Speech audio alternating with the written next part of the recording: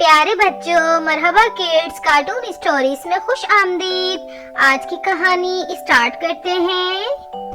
रपुंज़ल नामी एक बहुत खूबसूरत शहजादी कागान के मशहूर पहाड़ों के पीछे शाही महल में रहती थी। रपुंज़ल को बचपन से घुड़सवारी का शौक था।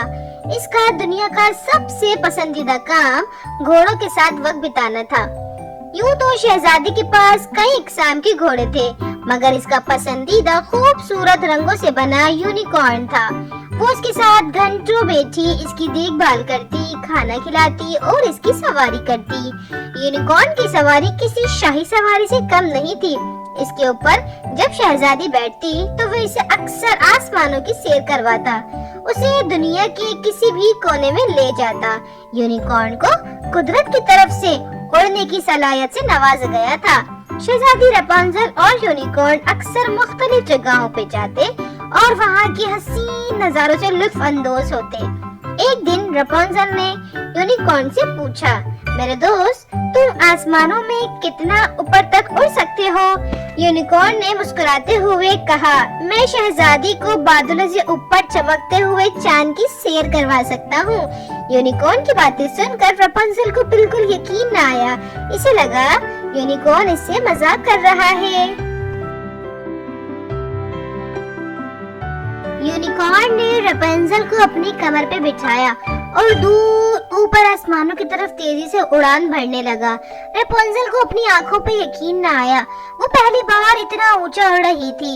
इसकी खुशी का कोई ठिकाना ही नहीं था। इसने यूनिकॉर्न को मजबूती से पकड़ लिया। एक लंबा सफर तय करने के बाद वो दोनों चांद की दुनिया में उतरे। वहाँ की हर शे मुनफरिद थी, जो रपुंज़ल ने आज से पहले कभी ना देखी थी। रपुंज़ल और यूनिकॉर्न यहाँ वहाँ देखने लगे कि इतने में इन्हें एक बहुत खूबसूरत आवाज गूंजी।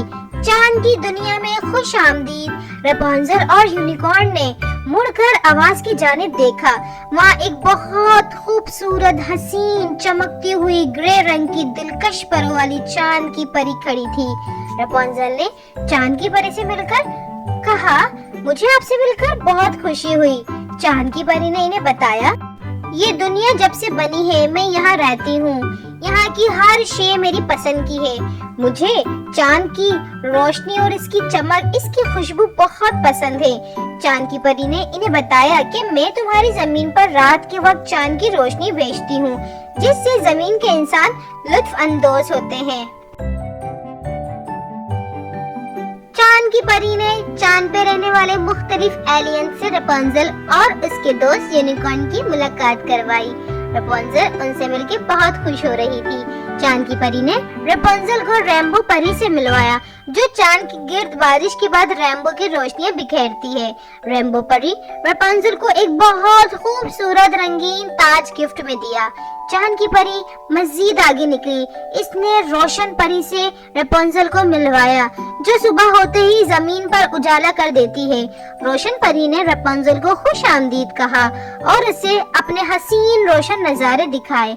रपुंज़ल इन सब से मिलकर बहुत खुश हो रही थी। वो मजीद आगे गए। रपुंज़ल ने देखा वो ऐसी जगह पे पहुंची है जहां इंसान से भी बहुत छोटे छोटे कद के लोग रहते हैं। वहां की बच्चियां बिल्कुल छोटी छोटी गुड़िया जैसी लग रही थी। रपुंज़ल उनसे मिली और उनसे ढेर सारी बातें की।